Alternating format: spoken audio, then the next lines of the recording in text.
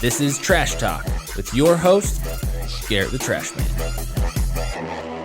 All right, what is up, everybody? This is Garrett the Trash Man, John the Batman Ballard here, ready to throw down on this beautiful week. I about threw out a gang sign real quick, but I didn't. Better watch out, dude. That crap will get censored. You never know. Whatever, they're cool with gang signs. Just don't accidentally say, like, oh, I think fiscal responsibility is good. You'll get kicked off YouTube. This world we're in. But you know what?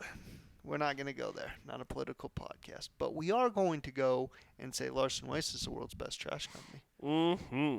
I mean, we're just out here slinging some garbage. You know, it doesn't matter what happens. We show up, we sling our garbage. You know, the world can be burning, and we're still going to be trucking around. You got trash? All right, well, we better. Just doing your thing. Yeah, buddy. Thank you, Larson Weiss, for sponsoring this podcast and helping it arrive to your ear holes. Mm-hmm. All right, dude. So, are you ready to get after it? Yeah, I am. All right, dude. All right, here's my rant today. Let's hear it. So, I had a good conversation a few days ago with someone that is close to me. And we were talking, and this person in my life was, we were talking, and they were expressing desires of, what they'd like to create in their life. And it was the same conversation that we have had for probably like the last 2 months. Mm-hmm. And we typically have this conversation on a weekly basis. Nice. Okay. And basically, like, it's the same conversation it was 2 months ago, and they're in the same boat they were 2 months ago. Mm-hmm. And it was a really good lesson for me as well. Like, I was like, yeah, like, it just kind of came out of me of like, man, if you want your life to be different, and this sounds so like simple and so cliche, but like, if you want your life to be different, you have to do different things. Yeah. You know what my dad always tells us, and I know it's kind of a famous saying, but that doesn't change remains the same. Yeah. And yeah, it's such a like good principle. Like it's obvious, but it's like, yeah, how many of us need to be told that often? Because what doesn't change remains the same. Like, yep. So I told this person, I'm like, listen, have you done anything different in the last roughly 2 months to bring about these changes? Well, no. Well, then you're going to have to go about it a different way. Like, you're going to have to think about it a different way. You're more than likely going to have to do something that's quite uncomfortable. mm-hmm. You're going to have to really make some changes here to create the change. And it was such a good reminder for me because I get caught up in that all the time. Well, I want my life to be different, but I'm not doing anything different. Yeah. Like, if, you know. Why won't the different fairy just come down and like, sprinkle the dust over our heads and I can fly away? Well, and I think part of that is this idea of falling in love with the process, which I think is a really good idea because if you're not taking the steps, I think you gotta like assess, are you willing to like go through the process? Yeah. And almost always fear is present, and you talk about that a lot because a lot of times you will love the process, but the fear of starting the process keeps you from doing it. So, yeah, I like what you're saying, John. Yeah, just do something different. It's so simple, but like, I don't know. It was a good conversation we had, and it was a good reminder to me, and hopefully it's a good reminder to you guys. Like, yeah, if you want to create something different, like, you got to do things differently. You've got to do things that are going to push you, that are going to be hard to do, they're going to, that you're really afraid to do. But if you want that, that's what you got to do. Yep. Love it, dude. Great rant. So, dude, this is what I got to say today. Mm-hmm. Team. T-E-A-M. Together, everyone achieves more. The importance of team, of relationships, of leaning on one another. It's something that in my life I've really struggled with. I find myself wanting to be a lone wolf, like I'll handle it all myself. And really, it's really driven by an egotistical part of me that's like, I want to just show up and it's like, look, I did all this and I did that and everyone admire me. And that's not truly what I want. I truly just want the results, but if my ego gets in the way, that's what will come out. And I've been thinking of this because old TJ right here and I have started working out together, and that took some adjusting on my schedule and some adjusting, I'm sure, on his schedule to get us to where we were working out at the same time. Our schedules aligned, and I have seen just such a huge change in how I'm bringing myself to the workouts and accomplishing what I want to accomplish with each workout, having someone there to push me, having a team. Yeah, it's a team of two, but a team. And as I've looked at my life, I've realized how little I've used the team and the people I have relationships with. And there's just so much more that could be there if we would use this team. And what I'm thinking of specifically is like me and my wife. So we've got 2 little ones. And even though both of us live in the town that we grew up in, we don't really have any family here. We don't have siblings, or neither of our parents live here. And so if you've got kids, it can be, there's definitely work to be done around like having kids handled and creating what you want to create in your life, because kids constantly, at least at the age that my kids are, 4 and 1, have to be supervised. They can't be left alone. So it's like, and I work a lot, and I've got a lot of things I want to do in my life, and my wife has kind of just taken on the burden of always being with the kids. And she looks at some of her cousins or sisters or people that happen to live near family and how they use the team to work with each other and create space for each other to do the things that they want to do in their life. And it really is like, that's such a cliche. We're kind of talking cliches today, but it seriously is so true. Like, together, everyone achieves more. Yeah. Like her cousins, I'm thinking a specific family of theirs, they've got a lot of sisters. All the sisters have a ton of kids, but they're all doing so much in their life because it's like this rotation of like the kids are always bouncing. And what I've come to realize is how beautiful it is too, because it does deepen and make relationships more meaningful as you serve one another. Yeah. And like, as I've thought of it, it's like, okay, we need to reach out and we need to look more. The typical thing is to just throw them off to your parents or your siblings, and that. And I'm like, babe, let's start looking at who we have relationships with, friends and family, but yes, more like cousins, not immediate family. We're surrounded by friends, cousins, people we care about. Let's see what we can create around this, where we start creating this, and it's not siblings, but it's friends and family. And I look at, okay, on my side, being able to create a few hours of space for my wife away from the kids, or me and her away from the kids, it would be hugely beneficial to our life. And then on the flip side, I'm like, being able to be with my friends and my family's kids more, and have a relationship built with them where it's not like, oh yeah, I know that guy, but who is it? I'm like, yeah, like that's so valuable on every side. And so really it comes down to, it feeds right into what you were saying. Like, we've talked about this for a few months. What are you doing to create it? Like, just go and create it and count on other people. I'll wrap up my rant here, but I find myself, and something I'm working on, making decisions for other people instead of recognize them as adults and individuals that can make their own decisions. Yeah. Meaning, like, I don't want to ask someone that, because what if they don't want to, but they feel like they have to tell me yes or no, and so I'll just make the decision and it's a no for them because I won't even ask them. I won't even get them the opportunity. And like, I wouldn't want anyone to do that to me. Like, ask me, and if it doesn't work for me, like, I'm an adult. Like, I can say no. I know how. But then in my mind, I'll treat other people like they're little children. It's a double standard. Exactly. It's so silly. But I find myself, and I talk to a lot of people, and I see other people do this too. You see parents do it with their kids' money a lot of times. Oh, parents spending their kids' money. Oh, they can't afford this. And it's like, do you have any idea if they can? And also, they're grown adults. They can decide if they can or not. So anyway, I know there was a lot in that rant, but like, lean on your teammates. don't make decisions for other people, and like create those relationships, and like that time serves those relationships, and then like that's the purpose of the relationships is that we can serve others, and it enhances all our lives. So Yeah. like yeah, that's what I got to rant about. I'd agree. On the subject of when it comes to like family and team, yeah, we're like me and Steph, we're super spoiled because we're like the exact opposite of you guys. Yeah, just surrounded by Yeah, we've got both of our parents. I have 3 siblings in town that, if needed, can watch our kids or help out in some way. She now has a sibling in town.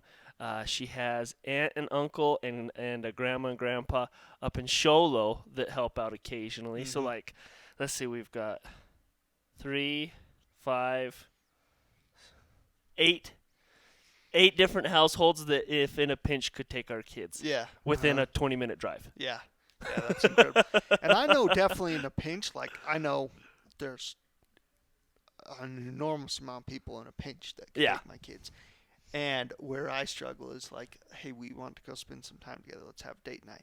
Because like I've been so bad at answering questions for like not asking people, even people that I'm like, I'll pay like a teenage girl that my kids will have a blast with. I have a hard time asking them. I'm like, they can decide whether they want money or not. And it was fun because me and my wife were having this conversation because we're living in an RV right now. Yep. And she's like, well, I'm not going to ask someone to babysit our kids in an RV. That's just not fair. I'm like, well, would you do it when you were a teenager? Would you have done it? She's like, yeah, I wouldn't have cared. I'm like, so like we could call this teenager that we trust, offer her money, and she could say yes or no. We're offering, and like I'm not like pointing finger. I do it too. It's just funny, dude. So yeah, like don't be afraid to have conversations as part of that too. So yeah, people I like it. I think part of respecting people is giving them a chance to say no. Yeah, let them do what they want. Yeah. All right, dude. Let's jump into this because I'm excited about this because I think we can tell some stories. I think it's just a funny thing to me because I want to talk. And if you're not watching the YouTube version, no, you can go watch the podcast on our YouTube. But I'm going to air quote. We're going to talk about air quote big decisions and how we are with big decisions.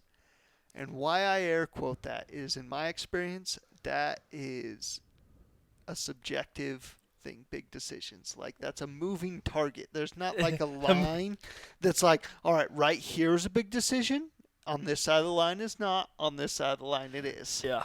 And so I thought I'd kind of explain myself like in a story to start off. So when I first came into the business and was a decision maker, I look back at some of the things that felt like so big, like I was losing sleep over. Yeah, like the company might fail if you make the wrong decision. Yeah, and talk about inappropriate use of an imagination. So, like, let's say, so I come into the business, and I can remember one of the delivery pickups that we need to get was going bad, and so we needed to get another one. Now, the model we've used in the past of pickups is we go get like literally like $3,000 to $6,000 pickups that have just been run to crap, because these trucks just get trashed by the nature of their job. Anyway, that's besides the point. So I remember we came in, and so I came into the business. We didn't have any real set organizational how exactly it was because no one knew. We just weren't sure how it was going to work. But my dad was over here in Thailand. And we had some managers. We had just absorbed another company. And even the structure of the management wasn't very clear. And I remember they came to me and they're like, we need a pickup. We can't get all the work done because we're just working on this one. We actually need like 3. And our second one is done. Like it's done. Like it was a $3,000 pickup that the engine went out. And it's like, we're not dropping another engine, and everything else is falling apart around it. Yeah. And I remember the heartache that this decision, like, because they just came like, hey, we need to go buy another pickup. and like no one else was able to make the decision of like, okay, yeah, go spend $6,000. And I remember for me that was like a week of just pain and agony of like, I cannot handle this decision. It's and yeah, and the scope of things to the business, even at that time, like a $6,000 pickup, like is very minimal to the scheme of what goes on in the company. Our fuel bill on a 2-week basis is, more than 10x that. Yeah. And I'm dying over this decision, dude. You're like a horse pulling a wagon. You got these blinders on, and all you're looking at is this. All I can see is that, and it's like my imagination is just telling this story of like, I'll buy this, and then we'll need money, and we won't have enough money, and then I'll try to sell it real quick to do that, but then I can't do that. I'll only get $4,000. I'll need $6,000, and the whole company will crumble, and it'll all be my fault. And like, oh man! And those decisions progressively got bigger and more impactful, I guess would be a better way of saying it. And like, so it just grew and grew. So anyway, I've got some thoughts to share on what can alleviate that. But I thought that story, because that's the first like quote unquote big decision that I can remember. And then different types of decision. I remember the first person I needed to let go. Oh, yeah. And it was like that one person was going to take down the whole company. Yep. Like they were going to go and they were going to talk crap to everyone, and the whole company was coming down. Mm-hmm. We were going to lose. Oh, yeah. Apparently this person had influence over tens of thousands of people. Well, they probably knew the governor, maybe Yeah. even the president, Yeah. and probably had a link with mainstream media, and them and Mark Zuckerberg, go to lunch on a weekly Yeah, and basis. they were just going to shut us down. And Yep. customers were going to be leaving in droves because this employee didn't keep their commitments. Yep, it's true. It's going to happen. So anyway, like, it's so easy to build up decisions. That's why I say quote unquote, because in my experience it's so varying of what you're labeling big. So before I kind of dive more into that, I want to know, like, what's your thoughts there? And if you've got any stories or experience, share as you started your business and did that, and what felt so big, or now it's just like easy. Yeah, I've got one. It's a client in my home care business that I should have fired. Mm-hmm. So this was the first big client we got. Mm. And we were doing 70 hours a week. So that was, and even now, I mean, if we get one of those clients, that's a big client for us. Yeah. And so, it was a big client. I had just quit my full-time job and was doing home care full-time. And so really, like, and so really I was, really, I had these blinders on that, I have got to bend over backwards for these people to keep them. Mm-hmm. And they were very needy and manipulative. And I was very young and naive and full of fear. And it got to the point where, like, we were doing things that are completely out of the scope of our business. And, like, it wasn't like I was doing, like, dangerous things for them, but things that, like, nowadays I would be like, yeah, no, we don't do that. Like, if it's not in the scope of agreement, even if you did do it, if they're not paying for it. Yeah, exactly. And so we were just getting out of hand. And then finally we had a situation where this said client, so it was a client, and then his family member was the decision maker. But this family member lived halfway across the country. So we were on the phone a lot. Well, anyways, something medical happened with the client, and the family member blamed us for it, which has nothing to do with us. And it really had nothing to do with us, but we were blamed for it. And all this stuff.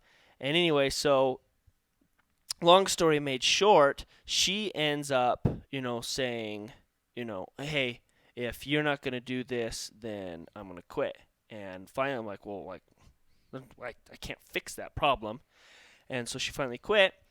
and stiffed us the whole last month and a half's bill, which at the time was a pretty good chunk of money for us. Like that really was a hit to us, and we were like, and I had all this fear, and she's like, if you don't rectify it, I'm gonna sue you and all this stuff and da da da da da da da.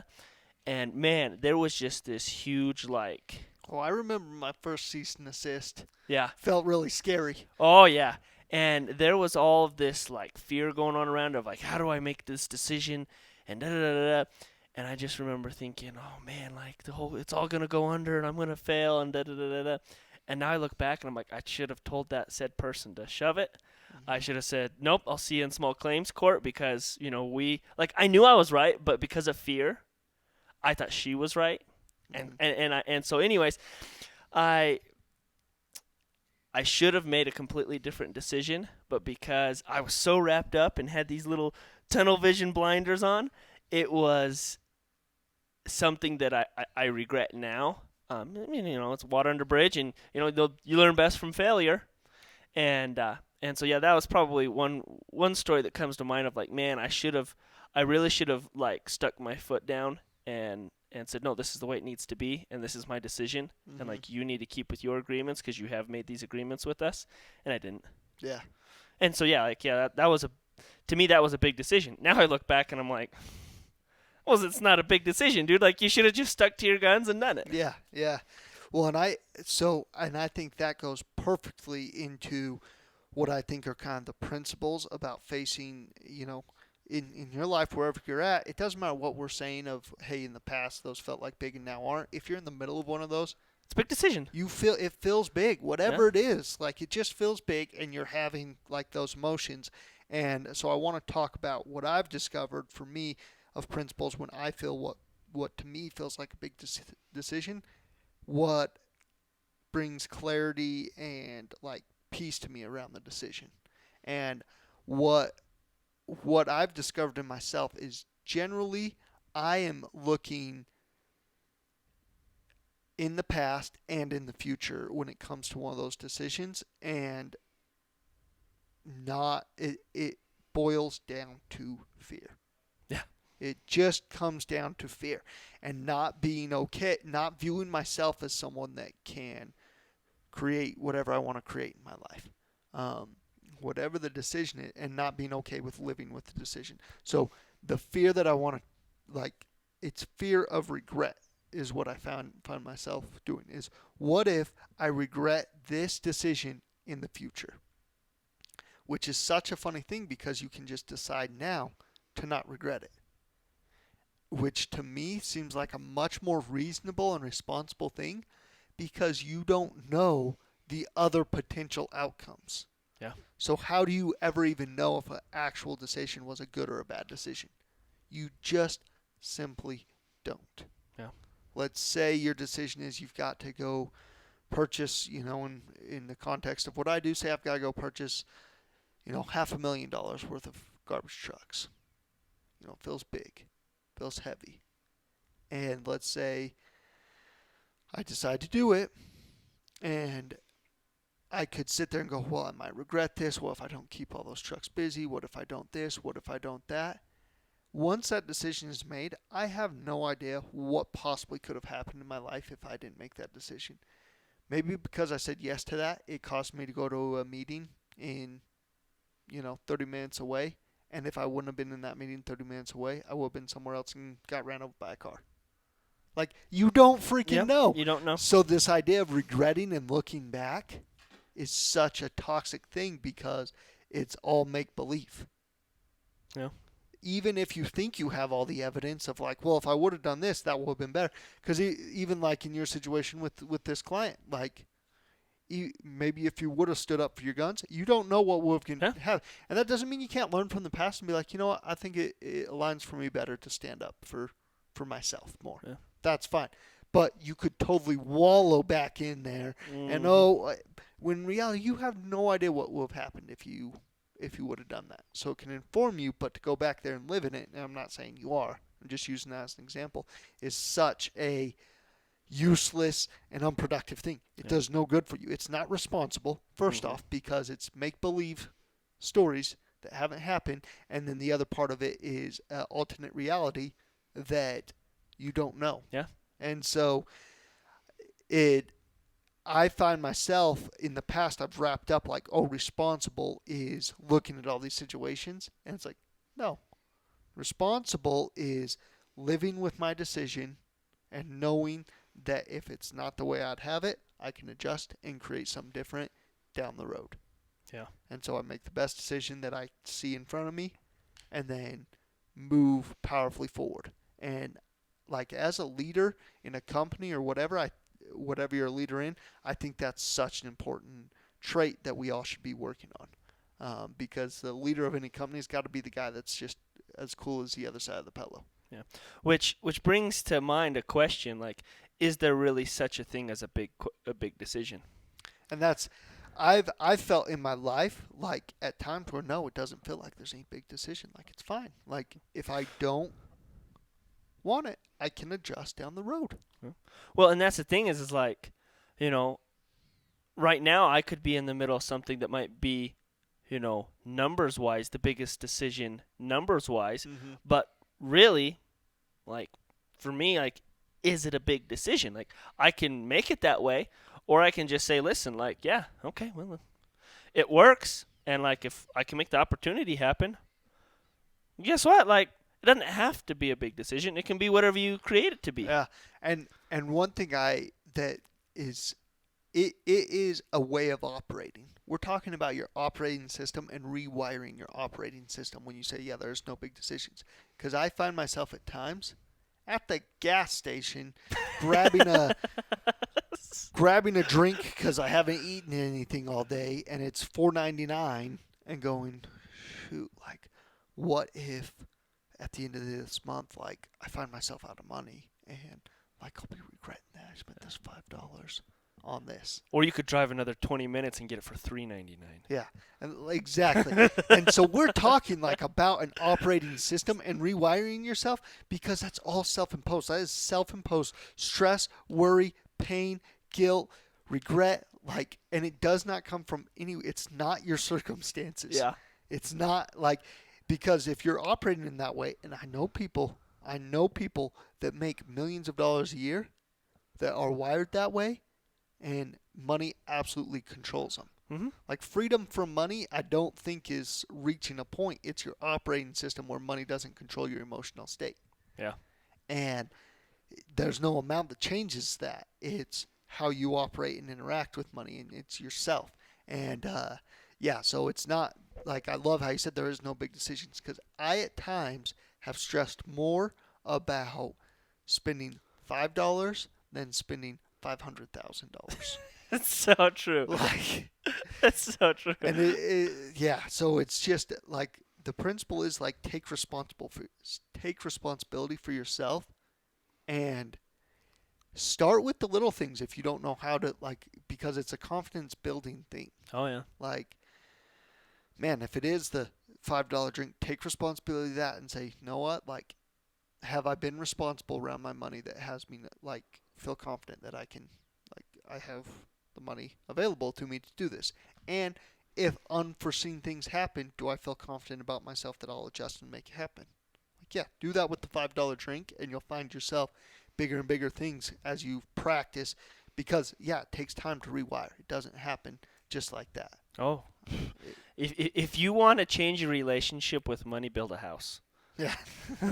Or remodel. Or remodel a house, or something like that, because yeah, do things that would make you a little uncomfortable around money, and you know, if you really want to like change your relationship with it and what's going on up here in the old noggin, things like that where it's like things that stretch you and are different, that's where you're going to really start to see changes with your relationship with making those decisions, and like making things that are like, oh, hey, like, yeah, it can be this way, and like I made that decision, and who would have known? It actually worked out. Yeah. Or it didn't, and who would have known? I was able to adjust and Make it work. yeah, make it work. So, and sometimes the way we think it ought to be going, and it goes a different way, and the different way is way better than we could have ever imagined. So, Amen. all right, dude. Well, appreciate everyone listening. share with all your friends this podcast. Por favor. To just everyone. All of them. All Everybody. of them. Just Check- everyone you know. All boxes checked. Yeah. All right. Talk to you guys next week. Peace.